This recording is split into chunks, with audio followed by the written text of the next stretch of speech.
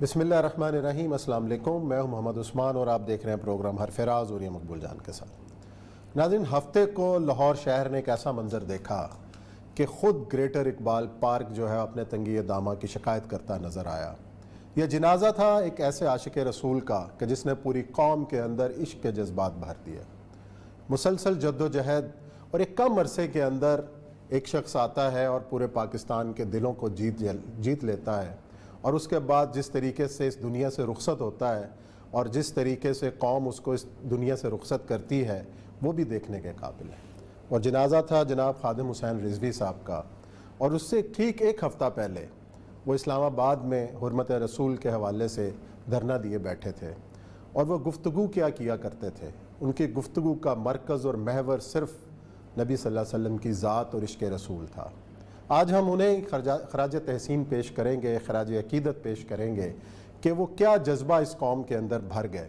آج ہم تحریک لبیک پاکستان کے نومنتخب امیر اور ان کے صاحبزادے حافظ سعد رضوی سے بھی بات کریں گے، لیکن کچھ گفتگو اس جنازے کی کر لیتے ہیں۔ اور یہ صاحب، میں نے تو اپنی ہوش کے اندر اتنا بڑا اجتماع نہیں دیکھا۔ میرا خیال ہے یہ پاکستان کی تاریخ کا سب سے بڑا جنازہ، میرا خیال ہے اس پورے ایریا کے اندر۔ میں نے خمینی کا دیکھا جنازہ، اور ناصر کا ہم نے ہر زمانے میں شروع ہوا تھا۔ یہ جنازہ پاکستان کی تاریخ کا، اس ایریا کی تاریخ کا شاید سب سے بڑا جنازہ ہے۔ بے شک لوگ اکثر اوقات بعض دفعہ کہتے ہیں معیار حق کا ہے باطل ہے، وہ تو اپنی جگہ ہمارے لیے ہمارے دلوں کا مسئلہ ہے، لیکن جو لوگ ڈیموکریسی پہ بلیو کرتے ہیں، جمہوریت پہ بلیو کرتے ہیں، پاکستان کی تاریخ میں میں نے شیخ مجیب کو دیکھا، میں نے بھٹو کا جلسہ دیکھا، کئی دیکھے تھے لاہور شہر کے اندر، بے نظیر کا 86 سب سے بڑا جلسہ تھا، وہ دیکھا، مینار پاکستان تھا، عمران خان کا 22 سال کا۔ اس جنازے کے سامنے وہ جسے کہتے ہیں نا جلسیاں نظر آتی تھی۔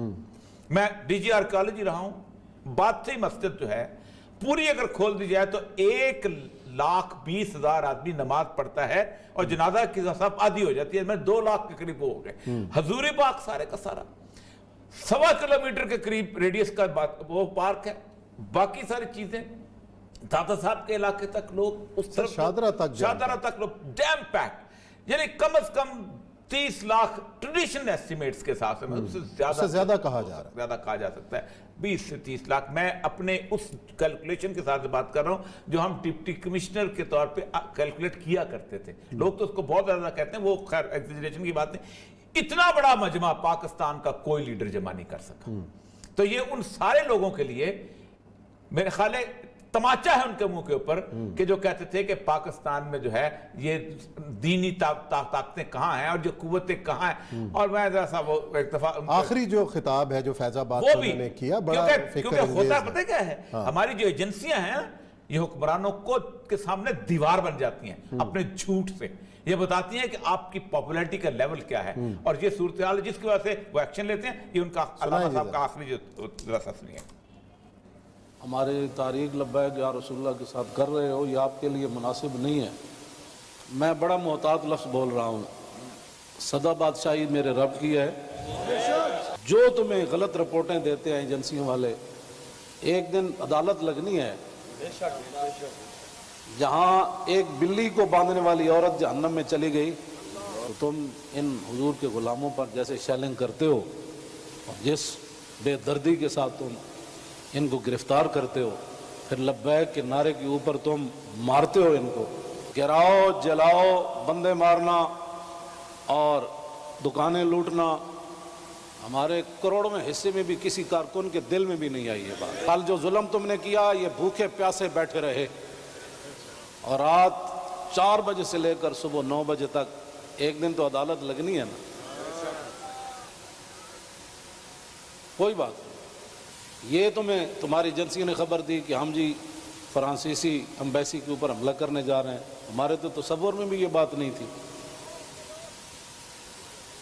کیوں جھوٹ بولتے ہو؟ فَنَجَعَلْ لَعْنَتَ اللَّهِ عَلَى الْكَاذِبِينَ۔ کیوں جھوٹ بولتے ہو؟ یہ چمکتے ہوئے چہرے، یہ سارے، یہ سادات، حافظ، قاری، آپ ان سے اگر پوچھ لیں جی آپ کا کیا مطلب ہے، کیوں جا رہے ہیں، ہم آپ کو بتا دیتے کیوں جا رہے ہیں۔ میں نے ادھر بھی وہی تقریر کی، کراچی میں بھی وہی کی۔ آپ کو کیا مسائل ہے ہم سے؟ وہ جو درد ہے نا وہ اصل بتائیں آپ کو۔ हाँ जी, वो बताएं जिनके तुम कहने पर मस्जिदों में जूतों समेत दाखिल होते हो और जिनके कहने पर तुम हुफाज और कुर्रा और उलमा और सादात को और गुलामान रसूल पर जुल्म सितम डालते हो। तो आपको पता है हुजूर ने क्या फरमाया, मन आज़ा मुस्लिमन फ़क़द आज़ानी। हुजूर ने फरमाया जिसने किसी मुसलमान को दुख दिया उसने तो मुझे दुख दिया। कोई हमारे मकासद ऐसे नहीं है। आपको एजेंसियाँ गलत रिपोर्ट देती हैं और इंशाअल्लाह ये क़यामत वाले दिन उंगलियाँ भी बोल पड़ेंगी।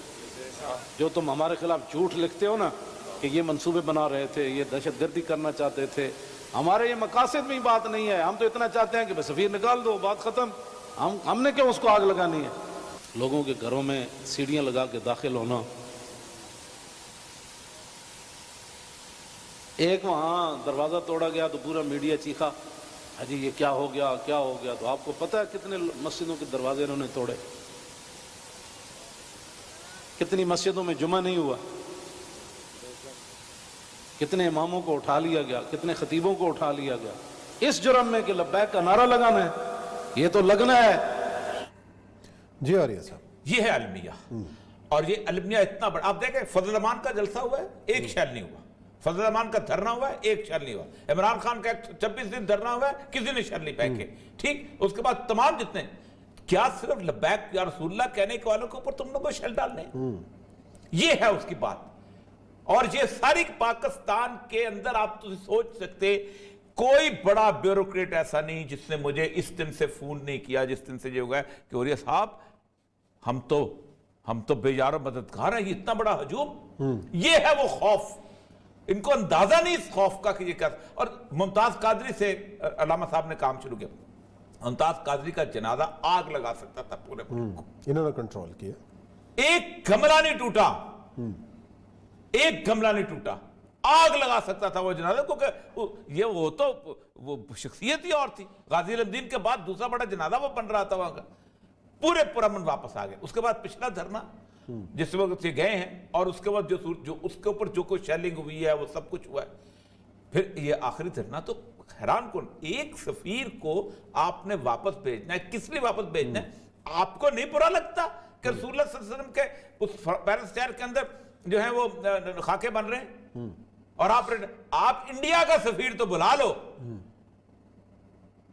इसलिए कि आपका पड़ोस में आपकी जंग चल रही है, उसको भी हमायत करते हैं, बुलाओ। लेकिन क्या रसूलुल्लाह सल्लल्लाहु अलैहि वसल्लम की इज्जत और नामूस इंडिया के मुसलमानों से कम है?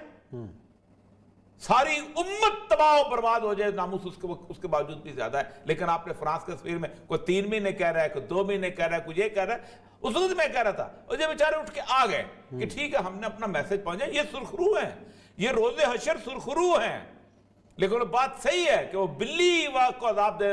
खान साहब शायद ये शॉर्ट हो तो वो चलाएं कि ये जब वो कहा करते थे ये एक छोटा सा तबका है। खान साहब, मेरा ख्याल है खान साहब की बात 22 साल लगाए थे तुमने और जलसी की थी इस जनाजे के मुकाबले में, ये है तुम्हारी औकात। सुना है जी खान साहब की बात।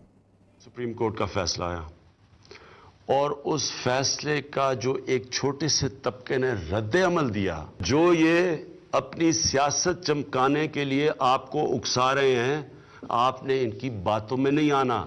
ये कोई इस्लाम की खिदमत नहीं कर रहा है, ये सिर्फ अपनी वोट बैंक बढ़ा रहे हैं।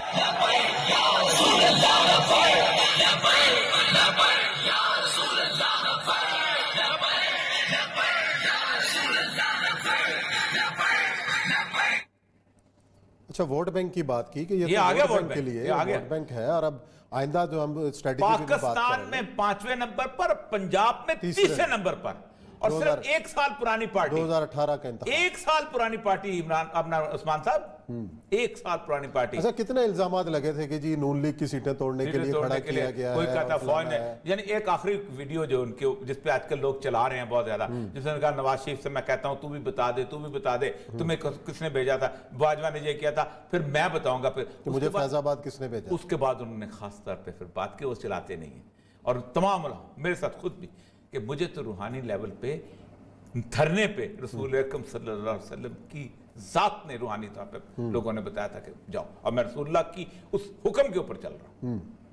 وہ کسی فوج کے کہنے کے اوپر نہیں, کسی اس کے کہنے, لیکن آج ہمارا پھر بھی یہ 2 نمبر قسم کا طبقہ جو ہے جو پاکستان کے اندر اسی بندے کو ہمارا سیکولر لبرل, آج جتنی خوف زدہ چیز ہے آپ اندازہ کریں کہ جتنی گالی خادم رضوی صاحب کی جنازے کے بعد سیکولر لبرل لوگوں نے دی ہے, ٹویٹس میں دی ہے, وہ ایکسپلوڈنگ مینگو والا جو کیا نام ہے اس کا, اس نے اتنا گندا کالم لکھا, اتنی غلیظ زبان استعمال کی ہے, پتہ نہیں کون اس کو ادیب اور سمجھتا ہے کہ دنیا کا بہت بڑا ادیب ہے, اور بہت سارے لوگوں نے ٹویٹس اٹھا کے دیکھ لیں, یہ ان کی اوقات اور یہ ان کی زبانیں اور یہ صورتحال. لیکن میں ایک بات بتاؤں, پاکستان کی تاریخ میں, بر صغیر پاک و ہند کی تاریخ میں, اتنے تھوڑے عرصے میں اتنا لوگوں کو رسول اللہ صلی اللہ علیہ وسلم کا دیوانہ وار بنانا, ان کی لیے جان دینے کے لیے جذبہ پیدا کرنا, کوئی کسی بھی, آپ اندازہ کریں پارٹی کی کوئی آرگنائزیشن نہیں ہے, پارٹی کا کوئی نیٹ ورک نہیں ہے کہ آپ کہیں, کوئی بسیں لے کے نہیں آیا تھا یہاں پر, کوئی جلوس لے کے نہیں آیا تھا, کسی نے اعلان نہیں کیا تھا کہ جنازہ کس دن ہوگا کیا. اور ایک اور چیز, واحد پارٹی پاکستان کی جس پہ 99% میڈیا نے پابندی لگائی, واحد پارٹی, ہر بندے کی گفتگو چلائی ہے, جس کے 4 ووٹ تھے اس کی بھی گفتگو چلائی ہے, جس کے 6 ووٹ تھے بھی اس کی گفتگو چلائی ہے, باقی کاٹتا صرف خادم حسین رضوی کا بائیکاٹ تھا, اس کے باوجود بھی تماچا مارا ہے اس سے تمہارے لوگوں کے منہ. چلیں یوریہ صاحب یہ بریک لیتے ہیں, بریک کے بعد آئیں گے اور ہمارے ساتھ موجود ہوں گے تحریک لبیک کے نو منتخب امیر اور صاحبزادے خادم رضوی صاحب کے حافظ سعد رضوی.